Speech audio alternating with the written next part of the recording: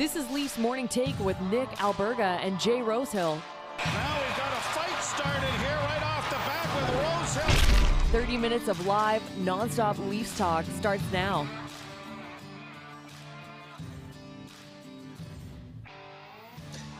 Well, folks, get used to seeing the Florida Panthers a lot over the next few weeks. And weirdly enough, the Leafs can control Florida's destiny leading into the Stanley Cup playoffs, potentially getting there. Presented by PointsBet Canada. It's the Thursday edition of Leafs Morning Take. Nick Alberga with you. No Jay Rosehill today, as you can see, but he'll be by in about 5 or 7 minutes from now with another installment of 3 Hits with Rosie. Always brings the heat. Can't wait to see what Rosie has to say about tonight's game, especially considering everything that happened and transpired back on Tuesday night on Long Island. Game 3 of this 5-game road trip for the Maple Leafs, 1-1-0 through 2 games of the roadie. Remember to subscribe, tap that like button, leave us a review wherever you're checking us out. At the Leafs Nation 401, where you can subscribe here on YouTube. Additionally, we're available wherever you find your podcast, so make sure you check us out. If you're not subscribed just yet, please do so. And don't forget to visit theleafsnation.com for the very latest on all things Toronto Maple Leafs. Thoughts, comments, questions, or concerns. I want to see that chat hopping today, folks. Come on, let's hear about this team moving forward. Obviously, it's been a bit of a struggle lately, trying to get their ducks in a row before the start of the Stanley Cup playoffs. Can you believe it? 12 games remaining in the regular season, so please chime in, and I'll take up some of those comments here via YouTube a bit later on in the show. Coming up in 10 minutes as well, former Leafs GM, he can tell you a good story or two about Harold Ballard. Yeah, the Ballard bunker in the days. Today's guest has it covered from Leafs Nation pre and post alongside Brent Gunning on Sportsnet 590 The Fan, NHL Morning Skate on SiriusXM, NHL Network Radio, most importantly, my former co-host and good friend, Gord Stellick's going to drop by in about 10 minutes from now, and he's going to dish on this Maple Leafs team, what we need to see moving forward before Game 1 against the Tampa Bay Lightning. But for now, let's get over the boards. All right, so here we go, and I referenced it. The Maple Leafs will play the Florida Panthers 3 times over the final 12 games of the regular season. So in many ways, Florida's destiny lays in Toronto's hands, which is weird to say considering the battles these two teams have had the last couple of years. Met back in January, the Leafs squeaked out a 5-4 crazy OT victory. Willie Nylander, surprise, scoring the winner in that game. It is game 3 of 5 on this road trip for the Maple Leafs, and as mentioned, they're 1-0 through 2 games, but I just want to see a bit of a response here, folks. Like that, I don't know what the hell that was against the New York Islanders. I won't lie. I got a bit of PTSD from some of the series past, like Columbus and the Montreal Canadiens and the Boston Bruins and games in October. And it was like one of those, like, we don't care. Why are we even here type games? I want to see purpose. I want to see pace, desperation, urgency. We thought that the Islanders were a desperate team. I can tell you right now, the Florida Panthers are going to be a desperate team, and they're going to be a pissed off team. That's because they're coming off a 6-3 loss to the Philadelphia Flyers, also on Tuesday night, one they probably would have loved to have, especially considering you look at last night's mini 2-game slate and the Pittsburgh Penguins go in the Ball Arena in Denver and find a way to get 2 points in that game. It's just a dogfight right now when it comes to playoff positioning in terms of the wild card here in the Eastern Conference. So you're going to get a desperate Florida Panthers team on home ice. They're playing really, really well. They're 6-1-1 in the last 8 games, but I just want to see some purpose. And I know people have been going back and forth on social media the last couple of days. Well, the game doesn't matter. Who cares? It's all about game 1 of the Stanley Cup playoffs. But this is all about practice. This is all about getting your team set. And when you show up for games like that, specifically in the second and third period, like, it was an absolute no-show. And I said this on the show yesterday. I felt bad for Ilya Samsonov in the final 10 minutes of that game on Long Island. The team stopped playing. Like, honestly, it looked like me in beer league hockey. They just had nothing left, nothing to give, which I won't lie is mildly concerning.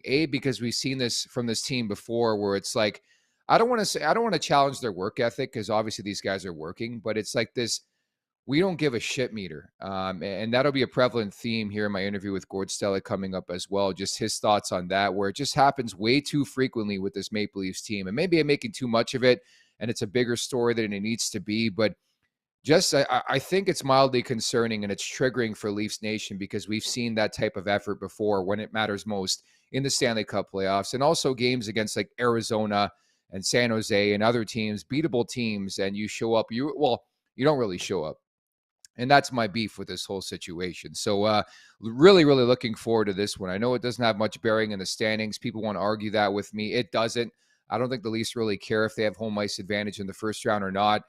They're in the driver's seat. Let's call a spade a spade. They have 12 games remaining. Tampa's got 10 games remaining, and they're 3 points up. So the likelihood Toronto's going to finish in second in the Atlantic, very, very likely, as you see producer Alex put the standings on the screen right now. So that's a non-story for me. I just want to see max effort night in, night out. I don't care if it's the preseason or the regular season. I was just really, really concerned for a team that prides itself on potentially winning a Stanley Cup this season, and you show up, show against the New York Islanders in the second half of that game. I don't know what it is, and I always bring this up on the show. The Leafs are incapable of losing a normal hockey game, whether it's 3-2. It's always got to be an embarrassment. It's always got to be big news and headlines throughout North America and the States and Canada where they get just ran out of the building. And that's exactly what I felt happened against the New York Islanders the other night. They have probably like 15 of those type of losses, I would say, over the last 5 years. And I would know, again, because I was their radio host alongside today's guest, Gord Stellick, who's coming up in about 5 minutes from now. But for now, I'm going to kick things over to my co-host, again, who is not here today. Here's 3 Hits with Rosie.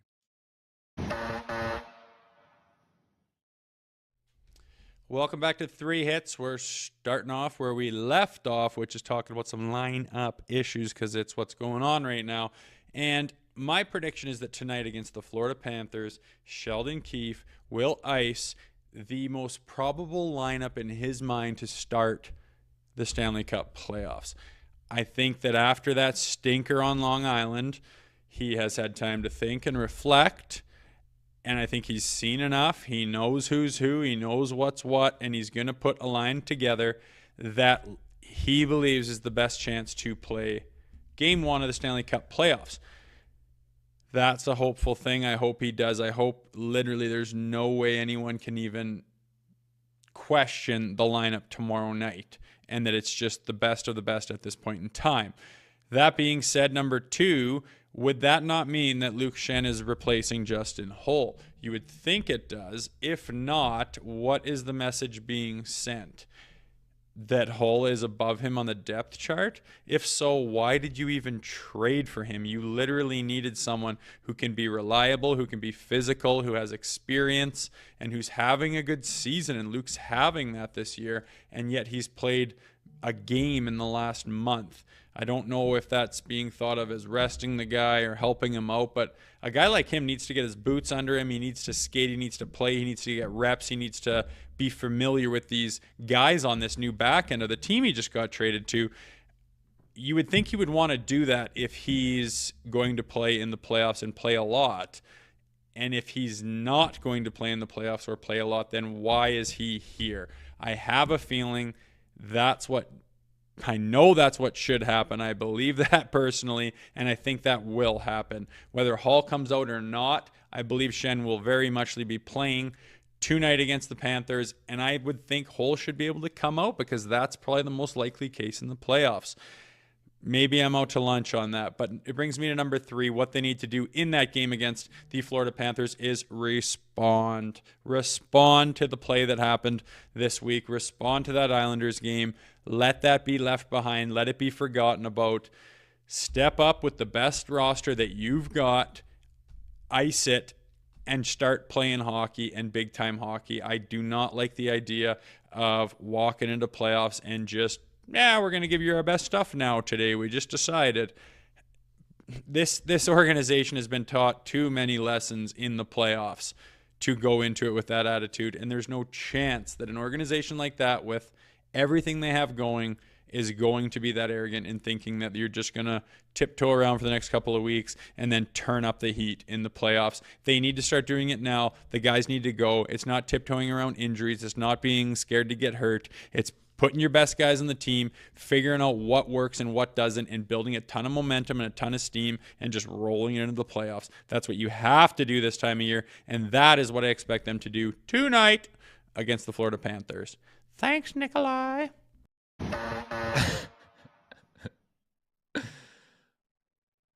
All right, the intricate breakdown from my astute co-host, of course, Jay Rosehill, breaking it down. And surprise, surprise, he wants his buddy Luke Schenn in the lineup, and I get it, especially against a team like the New York Islanders. But again, we've been seeing this the last couple weeks when it comes to Sheldon Keefe. Meantime, let's bring in today's guest. I broke it down to kick off the show, former Leafs GM, now the host of Leafs Nation pre and post, also with NHL Morning Skate on SiriusXM NHL Network Radio. It's my guy, Gord Stellick, my former co-host. How's it going, buddy? Nikolai, it's going great. Now, you and Jay have resplendent setups here. We're doing this is kind of like the year before they drafted Austin Matthews, right? A little bit of rebuild down in the downstairs basement, but I'm doing great. Good to catch up with you, Nick. Gord, it's so great to see that face and to talk Leafs with you, buddy. The give a shit meter. Do you remember this conversation we had a couple years back? It's like I felt like I was watching the same movie against the Islanders the other night, eh? Yeah, and I heard you in the opening, and of course Jay as well. And it's perception is not often reality, but perception nowadays we know is what people perceive as reality. And it happened in the playoffs in pretty well every deciding game except the one against Tampa Bay. That not only did they go out with their most inept performance, it appeared that they really didn't care. Now we do know they care.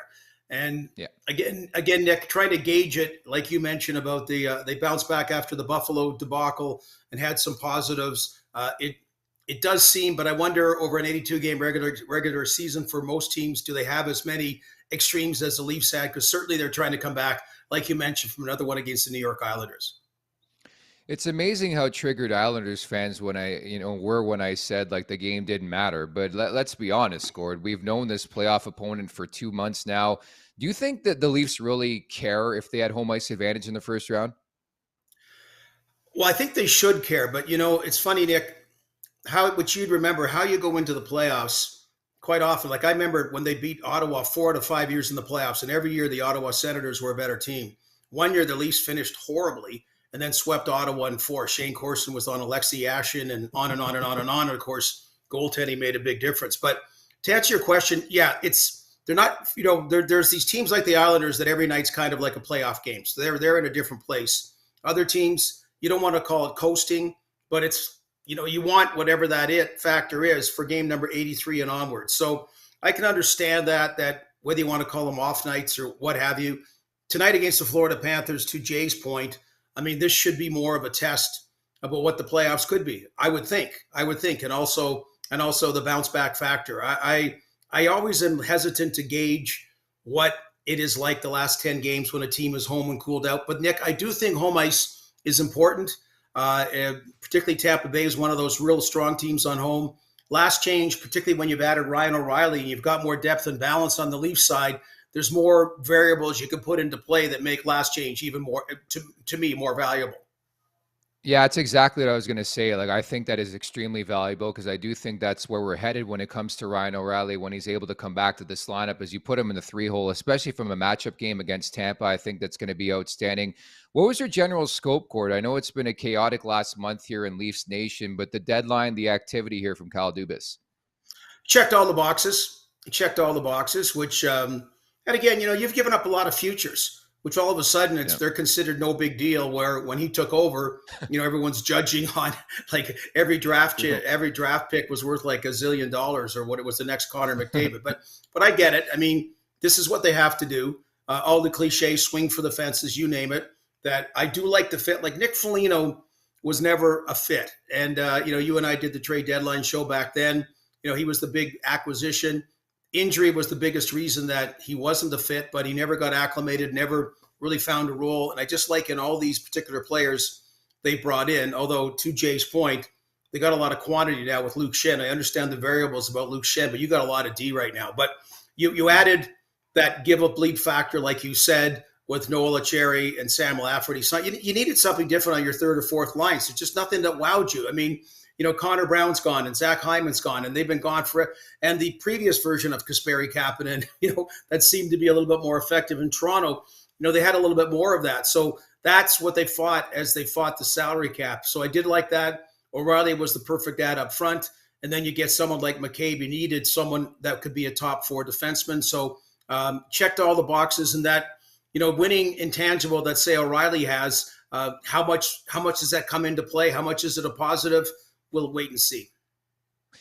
So I know you frequent that press box at Scotiabank Arena quite a bit, and we used to joke back in the day about making tea beside Ilya Mikheyev. But have you Yeah. spotted Connor Timmins? Man, is he still on the Leafs?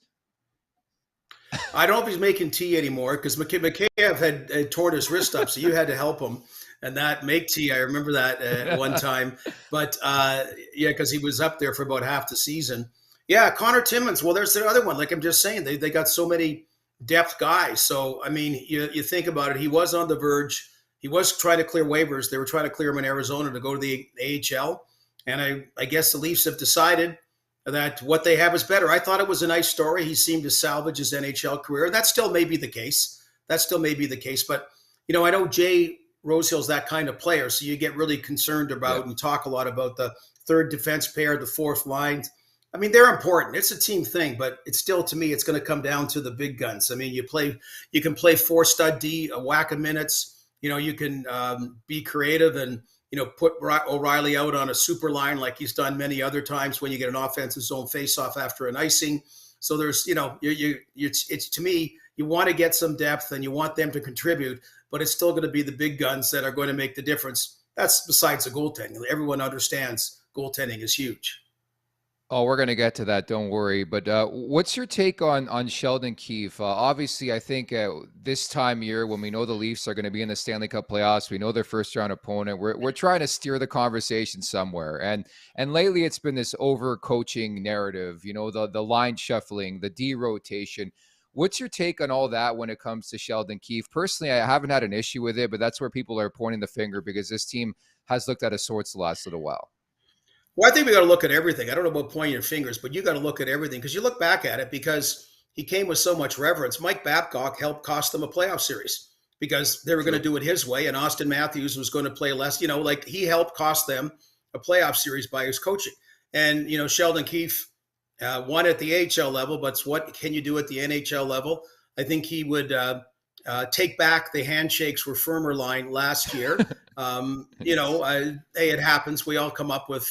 Maybe that not the best lines because that's not the point. It sounded like, the John Wanless Fun Fair Day or something like that, the local school and, participation and all. So I've really liked Sheldon Keefe as coach to answer your question, Nick, like I really have.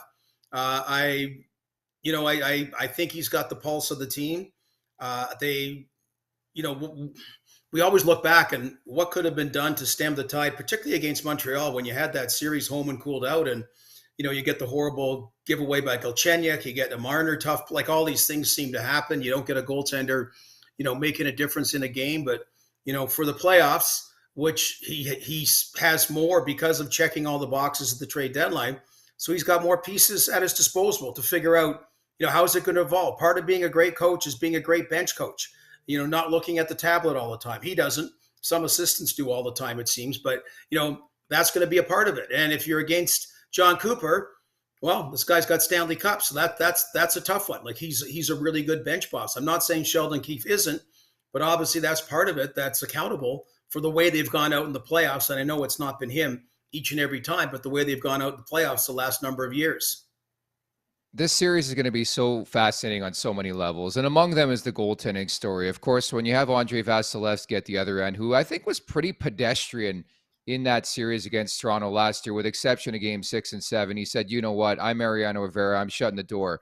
So with that in mind, I don't want the Leafs to big brain this conversation when it comes to Samsonov or Murray. I get Murray's track record, Gord. I get the resume. I get the 2 Stanley Cups. But to me, it's definitive right now. It should be Ilya Samsonov for game 1, no?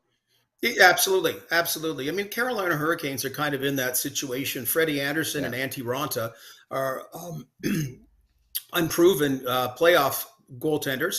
They've got a good number 3 in Kochetkov. I mean, Joe Wall may be that kind of guy in Toronto. Who knows? Sure. But you really don't want them in the playoffs right now. So I do think if it doesn't happen for Samsonov, just like Grubauer started the first 2 games for Washington when they went on won the Cup, that given Murray's play, even though, as Sheldon Keefe said, the numbers haven't been good of late, his play has been better than his numbers of late, that you seem to have some depth in that regard. But no question to me, Samsonov's the guy. Yes.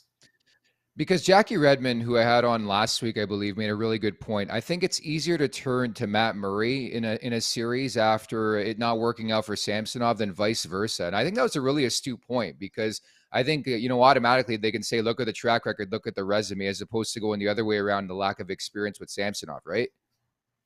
Well, unless you can dig up Jeff Zatkoff, right, as the number 3 guy, like he was for Pittsburgh. But Murray has kind of done that Mariano Rivera role, that Cam Ward role all those years ago for the Carolina Hurricanes when he came in with Pittsburgh. But I agree. And again, we overanalyze, overthink everything, but that's what it's about, being a fan. And hey, we had 6 years of Curtis Joseph and Ed Belfour, 4 of Cujo, 2 of Ed. And no surprise, there was some form of playoff success pretty well all of those 6 seasons. I feel like we have this conversation every season when it comes to the goaltending. I know you see the graphic on the screen. It says 3 cats. That's for you. My favorite bar is 2 cats, but I say 3 cats right now, Gord, because it's 3 games against the Cats in the last 12 for the Toronto Maple Leafs. In some ways, they really control their fate, right? Yeah. The schedule maker, it's a funny one because they seem to have a template that every year there's the same variable in place. And when COVID hit and you and I were doing the games, they had a whack of games left against the Panthers. And they were fighting the Panthers for the final playoff spot. Like they really needed it. Sure. So this isn't the case now, but yeah, there's no question about it. I mean, Pittsburgh, what a big win they had last night against Colorado. It's just like, will the real Florida Panthers please show up? Like, they're the President's Trophy winners last year, and they've been really underwhelming. And every time they got close, they just faded away. Now, this time, everybody else faded away. Buffalo, Ottawa, Washington, and Detroit, right? And all of a sudden, wow, yeah, like Florida's just kind of hung in there.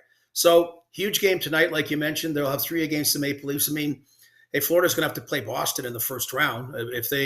It's not like you're trying to choose your own poison if you're the Maple Leafs. You just got to get by the first round, and your season's already a success. You're going to get your butt kissed like you won a Stanley Cup, which is ridiculous. But, that's really what your focus is. But, yeah, I mean, they have to put up a battle. For the other teams that are fighting it, too, you want competitive games like a lot of the Connor Bedard, lottery teams are doing. I mean, they're competing. They're not tanking. They're playing hard. That's what you want.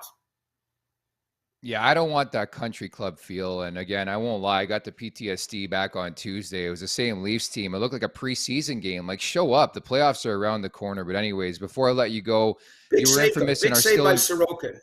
Sorry, big save by Sorokin, though, I think was one difference. But yeah, sorry for interrupting. Yeah.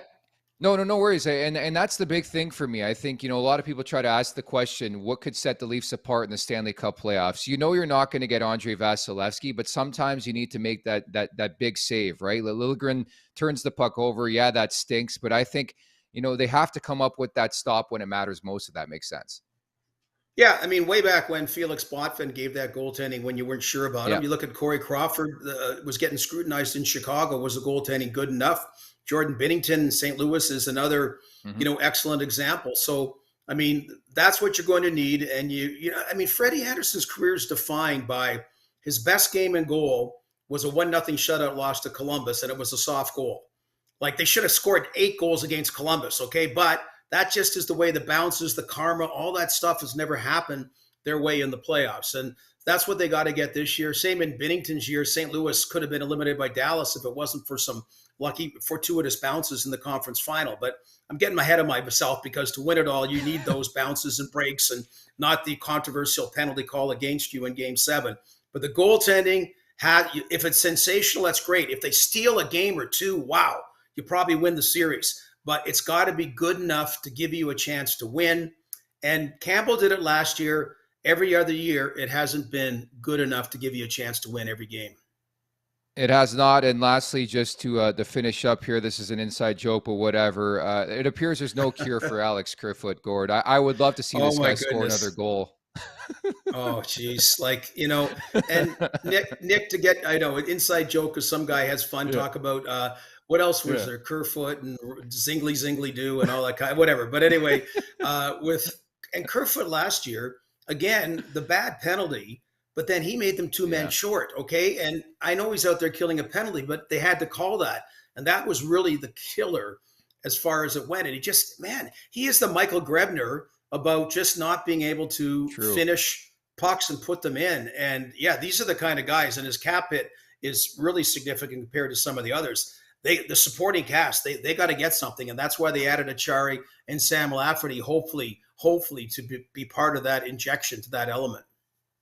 Yeah, and I keep saying if the Leafs are going to do something substantial, they need Kerfoot to be like that Arturi Lehkonen guy. And when you haven't scored in like 25 games, I don't know about that. But Gord, it's always great to catch up. It felt like old times today. Appreciate your time, and let's hope for a long playoff run, okay?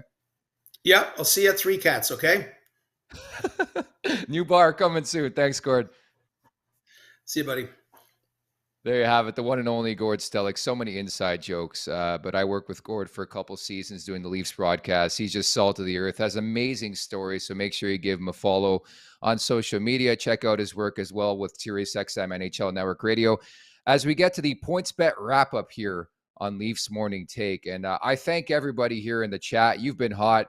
I actually posed the question because sometimes, as you all know, I do take some heat on social media for being a troll, and sometimes, admittedly, I am. But sometimes I think I deliver the truth, whether Leafs fans want to hear it or not. Off the top of the show, I gave my true feelings. I won't lie. It was PTSD the other night watching that game against the Islanders, very similar to other series we've seen, very similar to other games we've seen from this Maple Leafs team, where the give-a-shit meter is just not there. Unfortunately, it's like a -5 on a spectrum of 1 to 10, and it scares the hell out of me. Producer Alex, oh my, there's a poll up there on the YouTube show right now. Is Nick Alberga a troll? I think profoundly it's going to be yes, but somebody's already chimed in with no. But anyways, let's get to the chat.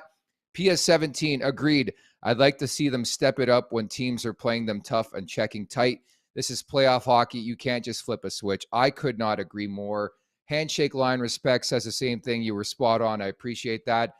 Total Gamer, Dan missed the opening. Well, you can check us out in podcast form and here on the Leafs Nation at the Leafs Nation 401 for the repeat. But yeah, I think I'm onto something. And I do agree with Total Gamer 1. The curse is real. Like the Leafs are the New York Mets of the NHL and vice versa. The Mets, of course, using Edwin Diaz in the World Baseball Classic. Both those respective franchises are cursed right now, but it is what it is. I mean, what are you going to do?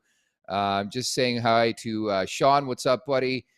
Sean writing in, of course, his thoughts and just ready to troll.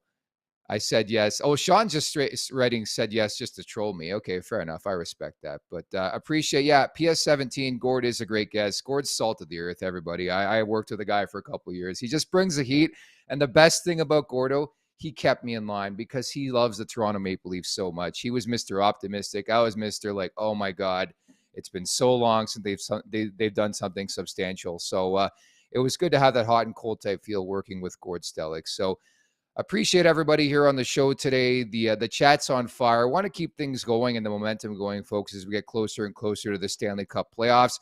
I should mention coming up on tomorrow's show, Rosie will be back. We'll have a recap of this Leafs Panthers game. We'll look forward to another busy weekend for the Maple Leafs. They have a back-to-back on Saturday and Sunday.